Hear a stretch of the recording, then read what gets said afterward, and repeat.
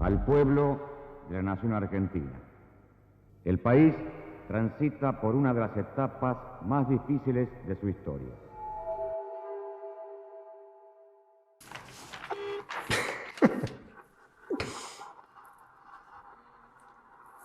¿Ya sabes a quién vas a votar? No. Bueno, pero vas a ir a votar, ¿no? Ay, mira, no sé. O sea, no quiero pagar la multa. Voy a tener que ir. Bueno, dale, ponete las pilas, que es un montón lo que tenemos que hacer. Ay, amiga, tranqui. Si es un trabajo re fácil, lo hacemos en 2 patadas, ya vas a ver. Son 40 años. Mira, es un tema re viejo este que además a nadie le importa.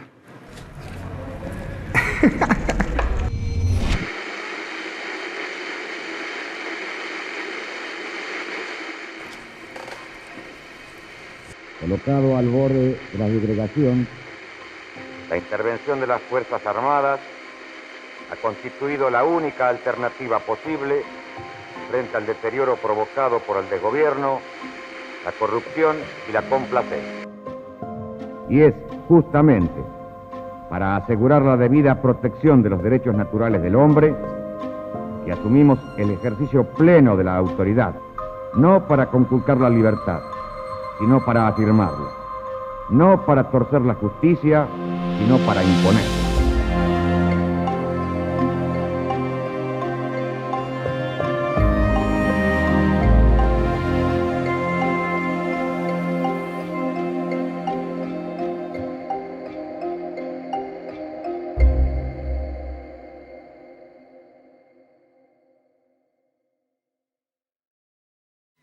El combate de Puerto Argentino ha finalizado.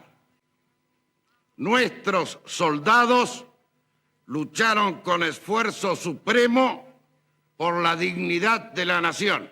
Rescataremos la República, reconstruiremos sus instituciones, restableceremos la democracia sobre bases inconmovibles de equidad y de respeto, y encenderemos como antorchas los valores más altos de nuestra argentinidad.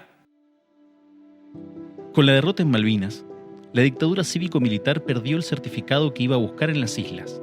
Ese pase para permanecer en el poder ardió en tierra usurpada. A un costo altísimo, el retorno de la democracia era inminente.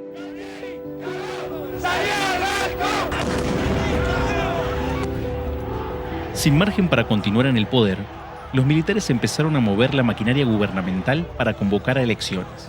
San Juan era un caso particular en el escenario nacional, porque desde 1981 estaba gobernada por dirigentes del partido bloquista, tras llegar a un acuerdo con la Junta Militar.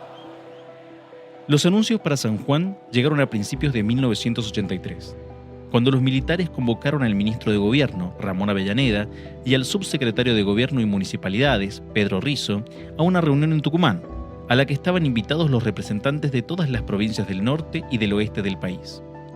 El encuentro fue encabezado por el general Cerdá, abogado designado por la Junta Militar para la coordinación electoral en las provincias. La directiva general era que querían ellos respetar en forma estricta lo que la constitución de cada provincia decía en cuanto a la convocatoria. Cuando llegan a la parte de San Juan, dice, bueno, San Juan lo vamos a pasar para la tarde porque tienen un problema particular. En ese encuentro, los militares les informaron a los sanjuaninos que la Constitución de 1927 era la vigente y que establecía un sistema uninominal que dividía a la provincia en 30 sectores geográficos. Cada uno de esos sectores elegía diputados y aunque se ganara por un voto, el ganador se quedaba con toda la representación sin considerar porcentajes. El inconveniente detectado es que la ley que establecía los límites departamentales era muy antigua, de 1962, y se habían producido transformaciones geográficas y poblacionales.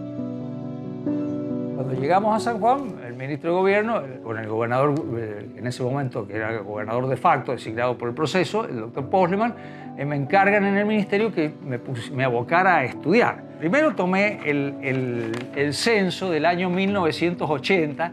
En base a esto, tomé el decreto del año 1954 que divide la provincia en circuitos electorales. Son 143 circuitos electorales.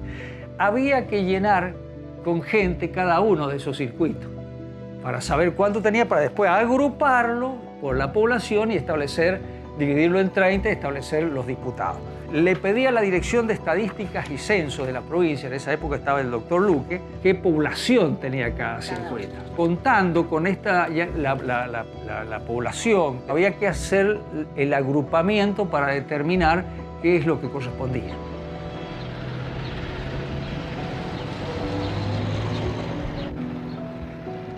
Cada 20.000 habitantes era una circunscripción con representación propia. Con apenas 32 años, Rizzo rearmó el sistema electoral de la provincia. Ahora solo faltaba la aprobación final. Este proyecto no podía decidirlo la provincia. Este proyecto de ley había que remitirlo al Ministerio del Interior. Ellos lo iban a avisar, iban a mirarlo con su gente y si lo compartían lo iban a aprobar. Finalmente, un director de provincias, de apellido Martínez, el nombre no lo recuerdo, dijeron que estaba autorizado, que podíamos sacar la ley. Como no hubo observaciones al trabajo de Rizzo, el gobernador Postleman también le encargó el proyecto de convocatoria para las elecciones de gobernador, vice, intendentes y concejales. Hubo que trabajar contrarreloj. Me tocaba llamarle a los intendentes para que me mandaran el decreto de convocatoria. Entonces me mandaban el decreto donde establecía que se elegía un intendente y la cantidad de concejales según el censo, lo que correspondía, ¿no? Entonces decía, bueno, los departamentos más chicos en general eran cuatro concejales. Los más grandes tenían 8, Capital tenía 8 concejales. Cuando estuvo todo listo y las convocatorias en los departamentos terminadas, se publicó el decreto 1092, que convocaba a elecciones generales el 30 de octubre de 1983. Era un hecho. Los militares se iban. Los sanjuaninos volvían a elegir. Tenías pan para los hambrientos, abrigo para los que padecían frío. Debías quemarte en la tierra. Estaba el muro para rodearte, estaba el fuego para quemarte, estaban las armas para asesinarte. Está sumergido en tu sangre, no está en las grietas del muro. No está en esas piedras partidas. Está en tu sangre agredida, está en tus manos desgarradas. Está en un grito aún por estallar. Te veo cercada por la metralla. Tu corazón no sobrevivirá ante tanta impiedad. Pero en tu amor nunca derrotado tienes fuegos y banderas. Tienes la historia del dolor y el coraje. Tú, que estás en la herida del alba mía, no tengo cielo para contenerte, no tengo pájaros para liberarte. La llama que arde en tus pechos regresa multiplicada en la rosa apasionada de tu resistencia. Tu vida estaba entre nosotros, tu corazón nos pertenece. No has cesado aún tu camino, andando por las avenidas entre los hombres, entre todos, la marcha que aún continúa. La dictadura dejó muerte, tortura, dolor y miedo. Fueron años de destrucción. En San Juan, el plan de los militares incluyó el asesinato del jefe de la Policía Federal, Ernesto Máximo Pateta. Era la excusa perfecta para arrebatarle el poder al gobernador peronista, Eloy Camus. El mismo 23 de marzo hubo un atentado contra el jefe de la Policía Federal, podría haber adjudicado a la organización político-militar. Ya más tarde empezamos a escuchar noticias a nivel nacional de movilizaciones de tropas. Era un golpe cantado, era un golpe que se esperaba hacía tiempo. Comunica a la población que a partir de la fecha el país se encuentra bajo el control operacional de la Junta Militar. La Argentina había vivido un proceso de deterioro muy complejo, de acción de grupos armados parapoliciales como las 3A, de las Fuerzas Armadas actuando con decretos nacionales, pero reprimiendo ya ilegalmente, como lo hicieron después a partir del golpe, con un gobierno que estaba muy desprestigiado, que había tenido luchas internas y externas muy fuertes y que quedaba aislado. Y el 24 en la mañana ya empezamos a transitar una ciudad distinta, una ciudad donde se veían militares custodiando todos los lugares principales. La ciudad estaba tomada. Frente al desaparecido, en tanto esté como tal, Es una incógnita el desaparecido. Pero mientras sea desaparecido no puede tener ningún tratamiento especial. Es una incógnita, es un desaparecido. No tiene entidad, no está. Ni muerto ni vivo, está desaparecido. A las 6 de la mañana del 24 me llama Graci Susini por teléfono y me dice, mira, han llegado tropas en avión al aeropuerto. Después, con el transcurso de la mañana, supimos que una delegación del regimiento con un coronel Tragán, creo que se llamaba, fue a la Casa de Gobierno, tomó la Casa de Gobierno, nadie puso resistencia. Carlos Horacio Tragant era el director del Liceo General Espejo. Llegó a San Juan desde Mendoza. La avanzada comenzó en la madrugada y a media mañana del 24 de marzo de 1976, Tragant fue designado gobernador de facto. Si bien estuvo al mando hasta fines de abril, fue uno de los cerebros de la persecución, captura y tortura de cientos de sanjuaninos. Fue una pieza clave para el armado de los centros clandestinos de detención sobre los que se tiene registro en San Juan, La Marquesita y la ex legislatura, donde fueron a parar los primeros detenidos de la dictadura.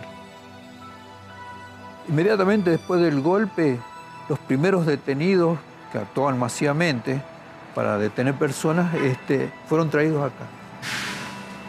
Fue casi un lugar de desaparición de personas.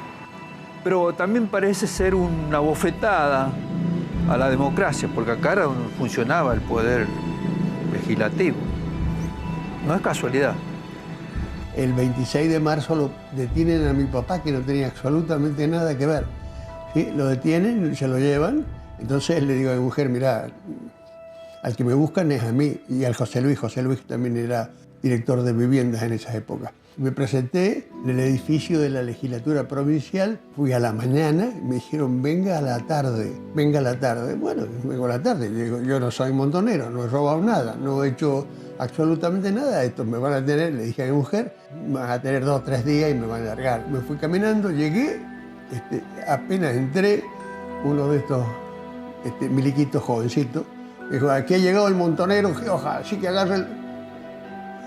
Me tuvieron, me sentaron en una silla, me taparon con una cosa así y me pusieron una capucha y me ataron las manos a la silla. Y estuve como 2 o 3 días así.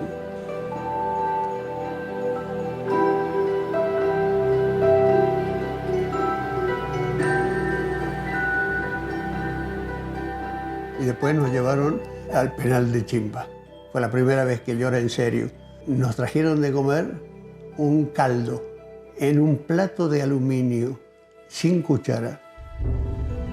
Y el plato estaba recaliente y el caldo estaba mucho más caliente todavía. Y no lo podía, tenía un hambre espantoso y quería comer y me quemaba. Y me dio una sensación de impotencia y de... Yo estuve un año. Un año. 3 meses y 6 días detenido sin causa. Tenías que aguantar y decir, no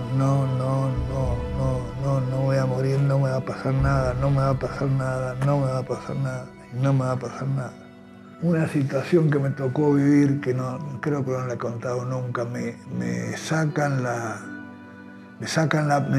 manos y me sacan la venda. Había como 3 o 4. Me dicen, no mirá para adelante, me decían, no, que para no mirarlos a ellos. Entonces me pasan un revólver, una pistola, y me la ponen en la mano y me dicen, pegate un tiro. Entonces yo agarro la pistola y la tiro a la mierda. Digo, no, ni en pedo. La vida me la ha dado Dios, Él me la quita, ni en pedo. Después de esa sesión estaba tirado, agotado. La picana, la electricidad te seda. Me acuerdo que había terminado y estaba tirado yo ahí y pego un grito, un hijo de puta, que pase la Rosa Palacio, mi mujer. ¿Cómo habrá sido el grito que pegué? Porque yo me acordaba de mi hijo, me acordaba de cómo habrá sido el grito que pegué, que me dejaron. A esto les gustaba que vos sufrieras, ¿viste? Entonces las primeras veces de pelotudo yo me aguantaba y no gritaba. Las segundas veces me tocaban y pegaban unos gritos, ¿sabes qué? Cuando entrábamos al penal, Nos llevaban primero a un sector a oscuras que estaba en el pabellón 5. Traían por el pabellón caminando, con las manos atadas, amordazados, encapuchados, a el grupo de inteligencia del ejército, el grupo de tarea del ejército, que empezaba sus sesiones de tortura e interrogatorio. Cuando me detienen a mí fue muy duro, porque me detuvieron en la casa materna donde yo había regresado de luna de miel con mi primera esposa. Nos detuvieron a los dos. Nos tuvieron una noche sentados en una silla en la central de policía. Al otro día nos trasladaron acá. Nos tuvieron a los dos una semana en unas celdas oscuras que eran amansaderas, tirados en el piso. Te daban algo de comida y agua como para que no te murieras. Después me llamaron a declarar y me trasladaron a los pabellones, siempre aislados, donde estaban los demás presos. Era muy duro y yo he visto compañeros muy quebrados. Es una situación y no sé que sean cobardes, nada. Hay que estar. Y todavía que te saquen, amordazado, encapuchado, atado con las manos atrás. Te llevan a un lugar que vos no sabes dónde te llevan. Te hagan subir una escalera que no sabes qué es lo que es. Te dicen que te van a tirar por la escalera que te despide de tu familia. Después te llevan adentro. Te empiezan a pegar. Vos estás parado y no sabes por dónde viene el golpe. Después te tiran al piso y te agarran a patadas. Después te desnudan y te ponen en un catre, te echan agua y te ponen la picana. El Gorrión estuvo detenido en el penal 2 veces. La primera vez por su militancia. La segunda cuando fue a buscar a su hermano Alberto, que cayó detenido junto a su esposa Zulma Carmona. El drama de mi hermano es que descubren su responsabilidad en el partido.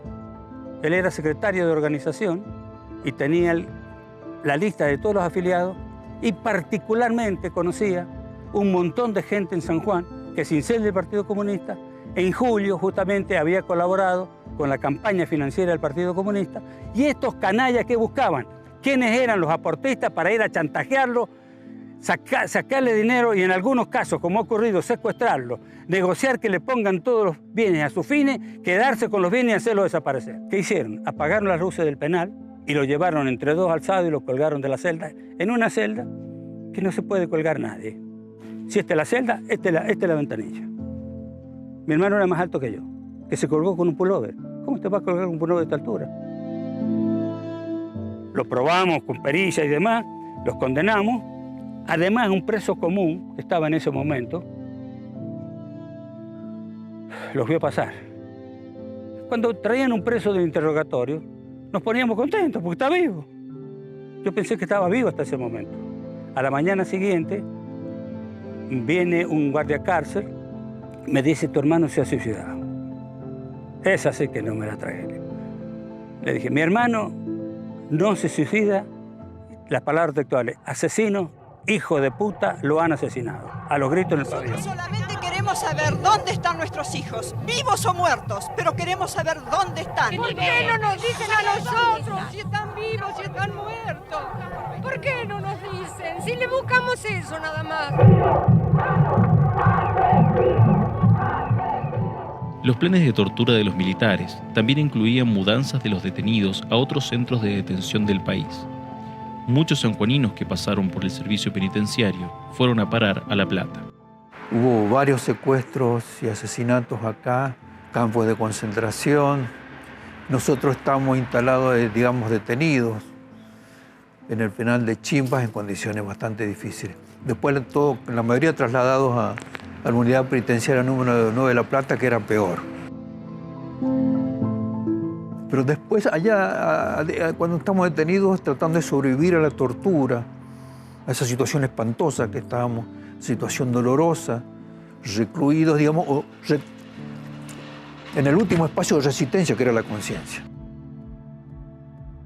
A pesar de la maquinaria de la muerte que representó la dictadura, la actividad política nunca desapareció. Era clandestina. Los partidos subsistían amparados por el calor de las ideas y la lucha por el regreso de la democracia. La primera organización que nació para resucitar públicamente a la política fue la multipartidaria, conformada por dirigentes y militantes de distintos espacios y partidos. El pedido que unía a radicales, peronistas y organizaciones de izquierda era el mismo: la convocatoria a elecciones. Las elecciones generales que se llevarán a cabo en pocas horas más entrañan un verdadero desafío cívico que la historia nos plantea a todos los argentinos. Con ese espíritu iniciamos, el 1 de julio de 1982, el camino hacia la normalización constitucional. Esa campaña arrancó después de las Malvinas. Se fue acelerando y ahí se generó la multipartidaria. Que era, digamos, todos los partidos luchando por la democracia, que recuerdo muy bien que nos reuníamos en el diario El Viñatero. Ahí nos reuníamos en el diario El Viñatero, la policía nos marcaba muy fuerte, y recuerdo que ahí en la multipartidaria iba el Chango Illanes en representación del partido 12 de Mayo, y bueno, y así iban distinta gente, y a cada partido nos reuníamos todos los miércoles a la noche, y a cada partido le tocaba presidir un miércoles. Había bastante actividad política subterránea, ¿sí? Y te voy a decir una cosa que yo la digo y la digo con satisfacción. Uno de los pocos políticos que venía a San Juan y nos daba un cuadro de la situación política nacional era don Alfonsín. Don Raúl Ricardo Alfonsín venía, lo traía generalmente el Negro Moragues.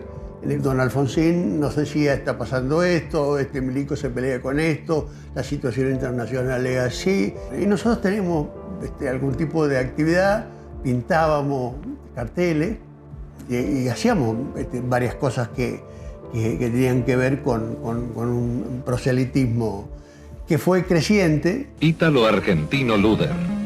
Una trayectoria íntegra lo avala como presidente. Ahora Alfonsín. Esta es nuestra gente. En aquel momento todo era radical o peronista. No había más discurso que radical o peronista en aquella época, ¿cierto? A nivel nacional me refiero, obvio. Y a partir de aquí Alfonsín, que ya había perdido una elección interna en el 70 y pico con Balbín, se lanza un poco a la presidencial.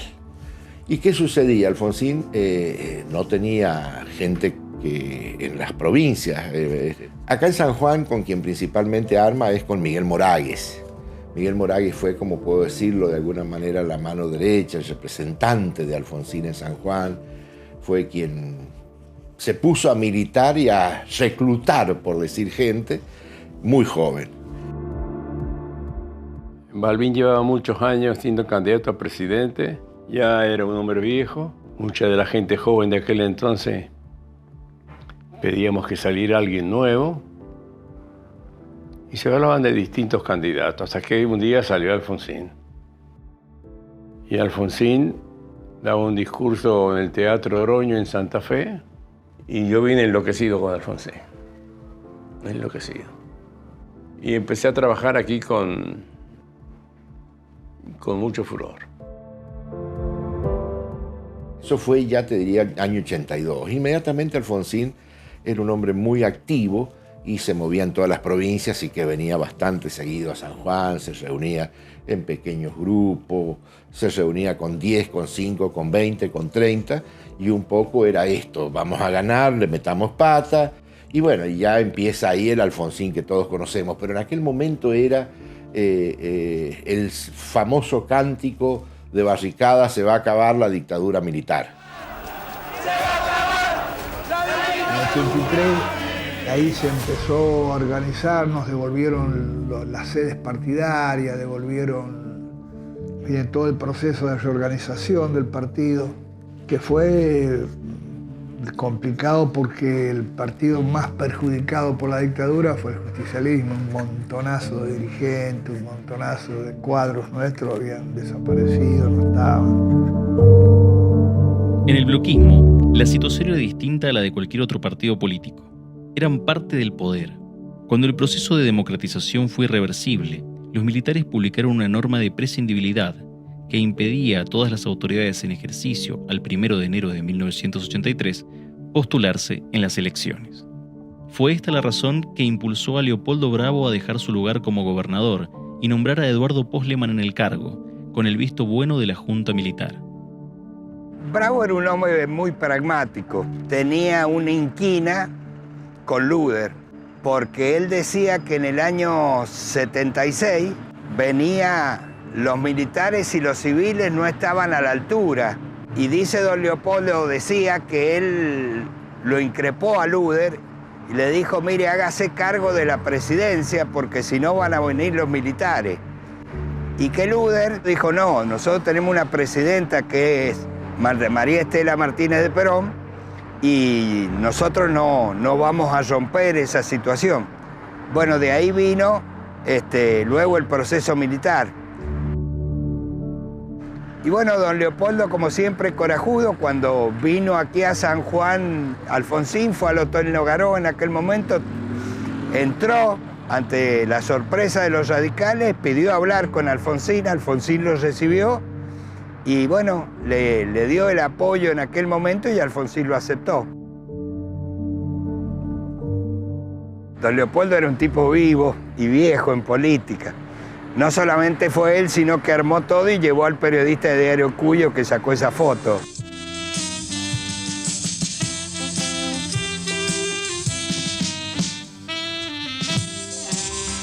Usted quiere una democracia estable. La provincia necesita municipios autónomos. Todos pensamos en un Estado responsable al servicio del ciudadano. Hágalo realidad. Ponga una estrella en la urna. Cuando llegaron las elecciones, el bloquismo, que estaba en el gobierno en la dictadura, se dice, bueno, vamos a apoyar a Alfonsín porque sabían que era la única manera que tenían de ganar. Alfonsín decía, mirá, lo que necesitamos es ganar. Si el bloquismo quiere apoyarnos, no le podemos decir que no. Nos dolió. Yo recuerdo que hubo un acto en Ignacio de la Rosa y General Hacha, y el escenario se puso en la General Hacha mirando hacia la Tucumán, y Alfonsín vino y se movilizaron los bloquistas y nos movilizamos nosotros. Y se tuvo que hacer en Ignacio de la Rosa, se puso una cuerda desde la General Hacha hasta la Tucumán, una cuerda, de la cuerda para un lado los bloquistas y de la cuerda para el otro lado los radicales, para que no nos peleáramos porque realmente nosotros acusábamos al bloquismo de ser colaboracionista de la dictadura.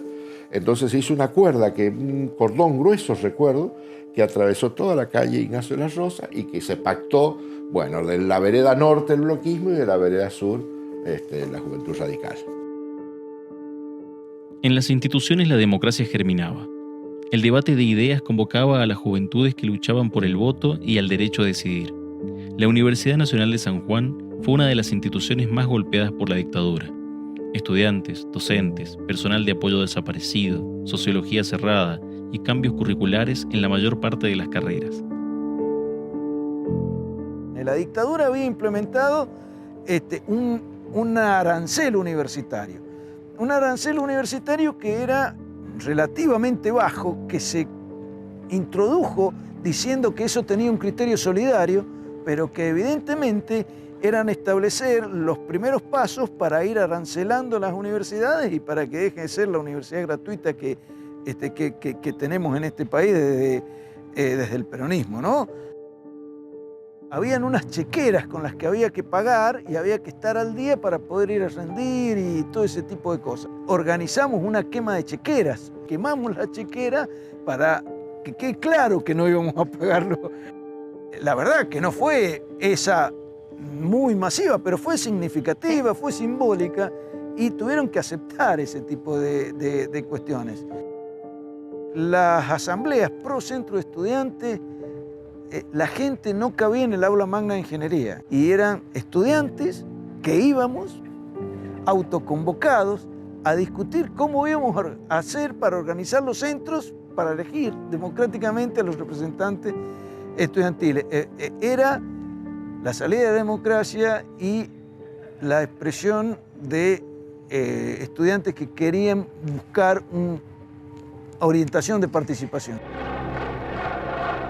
Mientras continuaban organizándose los partidos políticos, con afiliaciones masivas, en el Ejecutivo trabajaban en conjunto con la Secretaría Electoral en el operativo Elecciones, fijadas para el 30 de octubre de 1983.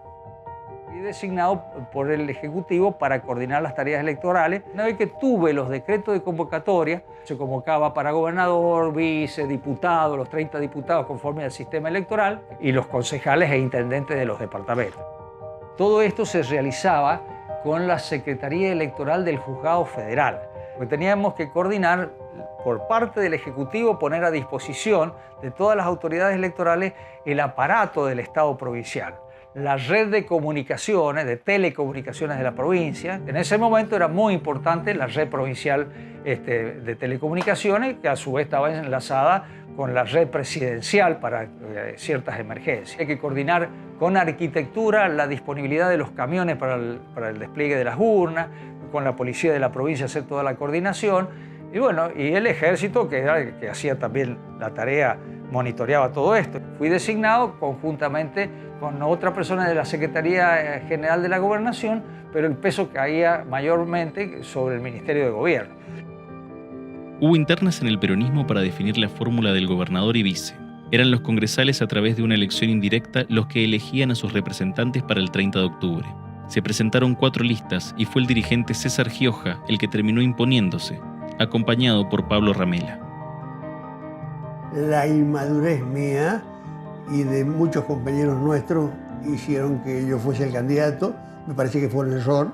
La política es un arte que se consolida con su realización. ¿Viste? Nosotros teníamos mucha teoría. Nosotros hablamos de la liberación o dependencia. Y don Leopoldo Bravo repartía colchones. ¿Quién te cree que ganó? Se vivió con mucho entusiasmo porque era la apertura de la democracia. Después de tantos años de oscuridad, de miedo, pudimos salir a la calle, pudimos expresarnos, podíamos reunirnos, podíamos conversar, hablar, debatir. Algo que había estado prohibido totalmente. Por eso lo del 83 fue una explosión de la gente, de poder manifestarse y bueno, fue un momento muy rico, a pesar de que el peronismo pierde. Unión Cívica Radical, fórmula Raúl Alfonsín, Víctor Martínez, 5.147.250 votos que equivalen al 54% de esos totales. Para el Partido Justicialista, fórmula integrada por el doctor Ítalo Argentino Luder y el escribano de Lindo Felipe Vittel, 3.674.291 votos. Es el 38% de esos sufragios. Se acaba la dictadura.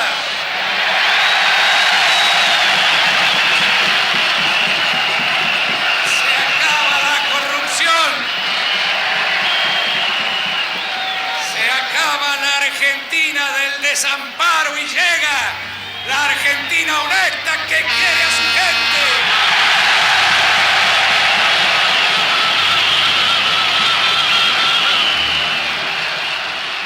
El bloquismo participó con la fórmula Leopoldo Bravo, Jorge Ruiz Aguilar. El desafío que tenían por delante era convencer con su propuesta democrática tras haber permanecido en el poder durante la dictadura. Y esa elección, realmente fue diferente. No sabíamos cómo iba a reaccionar la gente. La propuesta nuestra era en lo que íbamos a hacer si llegábamos al gobierno. Íbamos a hacer esto, aquello y aquello otro. Lo que sí recuerdo, la oposición o los otros partidos, eran las críticas hacia el bloquismo por estar en el proceso militar, llamémosle así. Que eso no nos avergüenza para nada. ¿Por qué? Porque como dijo Cantoni o Bravo, no somos de izquierda, no somos de derecha, somos donde estamos en las necesidades de la gente y en las necesidades del pueblo. La fórmula de gobernador y vice del radicalismo la encabezó Carlos Teófilo Alonso y lo acompañó Antonio de la Torre. Fueron candidatos también Alfredo Abelín, de la Cruzada Renovadora, Américo García, del MID, y Jorge López, del Frente de Izquierda. La campaña electoral se vivió a pleno con 6 binomios en carrera. estuvieron habilitados para votar 290.040 sanjuaninos. La campaña del 83 está guardada en la memoria de los dirigentes. Visitas a los barrios, actos multitudinarios, debates públicos en las plazas de los departamentos. Contar el plan de gobierno podía llevarte hasta la comisaría. En aquel momento nosotros hacíamos la publicidad en los colectivos y habían sacado una disposición, una reglamentación donde decía que todo el que hiciera publicidad en los colectivos debía ser el chofer del colectivo, debía llevarlo a la comisaría más cercana. Y ahí fue donde me llevan, digamos, a la seccional tercera, allá en Trinidad, en la Plaza de Trinidad, y bueno, nos baja la policía, nos mete preso, a un periodista que venía con nosotros, Juan Carlos Malís también.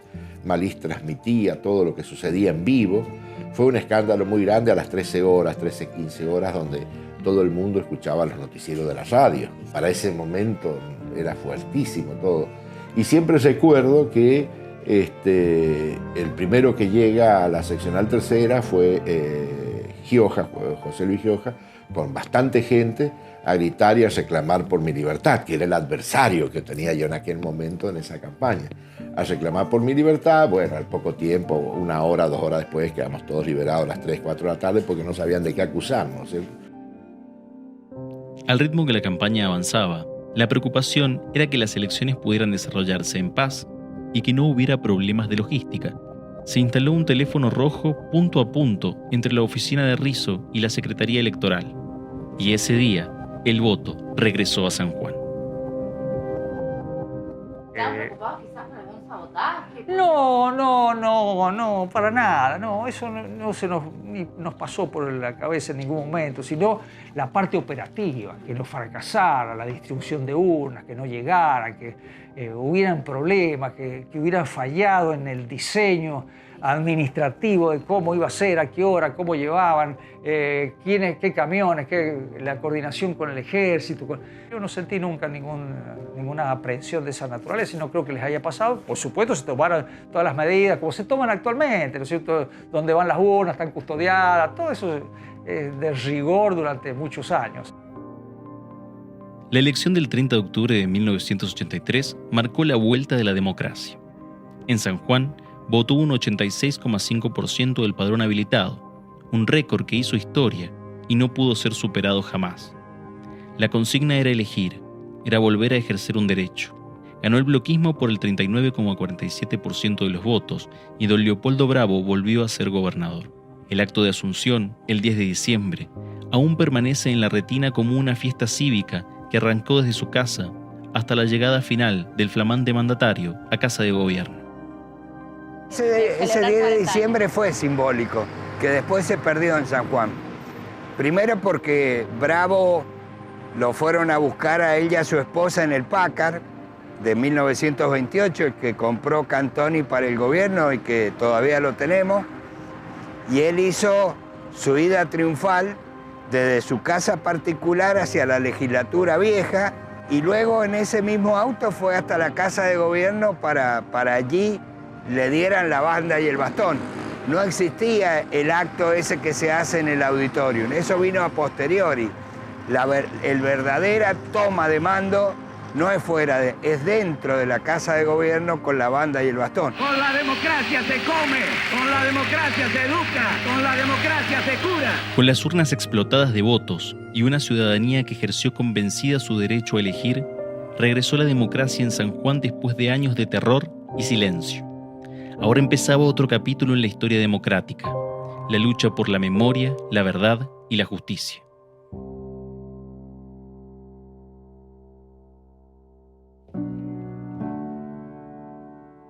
Yo creo que aprendimos que la dictadura significa muerte.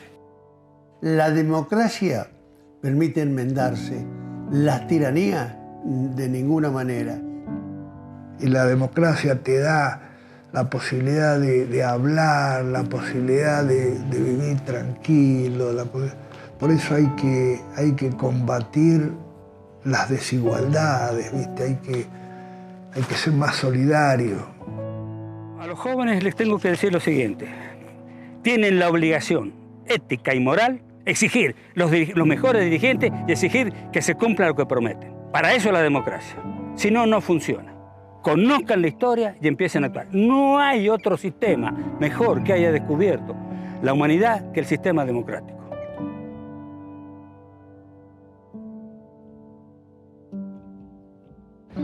Esos jóvenes y esas jóvenes que han nacido en democracia, esperemos que la abracen a través del testimonio, del relato y de aprender a amar esto. Y cuando se nos quieran vulnerar realmente los derechos, va a estar el pueblo en la calle, que es la mayor confianza que tenemos.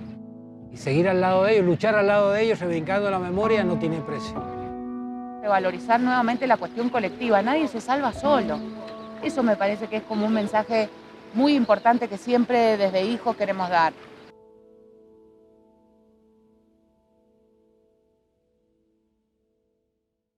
Te pido un favor. Sí. El teléfono, ahí tiene un cablecito, desenchufalo, agárralo, ahí arriba, con cuidado. No, levanta el aparato, ahí está. ¿Este? Ese o el otro, no sé cuál de los dos. ¿Está? Sí. Listo. Con respecto a los 40 años, que estamos viviendo, esta democracia que costó sangre, otra vez, tenerla, digamos, recuperarla, hay que cuidarla, hay que apuntalarla, pero también exigir. Y justamente esta entrevista, que les agradezco tanto, porque ustedes son los jóvenes, son el recambio, son los encargados justamente de seguir contando lo que pasó en este país, ¿no? Pero vos sabés, cuando yo digo, y que ya se sabe que es natural, que quedamos tan poquitas madres, 2 o 3, lo mismo abuelas, 2, 3, como mucho, pero estamos tranquilas porque tenemos una juventud militante estupenda, esa militancia a la que les estamos pasando la posta hace rato, y cómo la reciben, y cómo la ponen en práctica. Pero de a poquito le pasamos la posta, Porque a pesar de los bastones y las sillas de ruedas, las locas, seguimos de pie, querida. Nosotras no sembramos odio, sembramos amor. Pero el amor no es debilidad. Nosotros nuestra exigencia, y lo sigue siendo, es memoria, verdad, justicia, siempre legal. Jamás justicia por mano propia. ¿Por qué memoria? Porque un pueblo que olvida corre peligro que eso vuelva a ocurrir.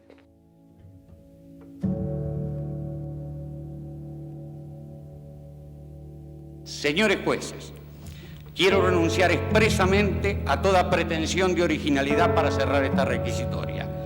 Quiero utilizar una frase que no me pertenece, porque pertenece ya a todo el pueblo argentino. Señores jueces, nunca más.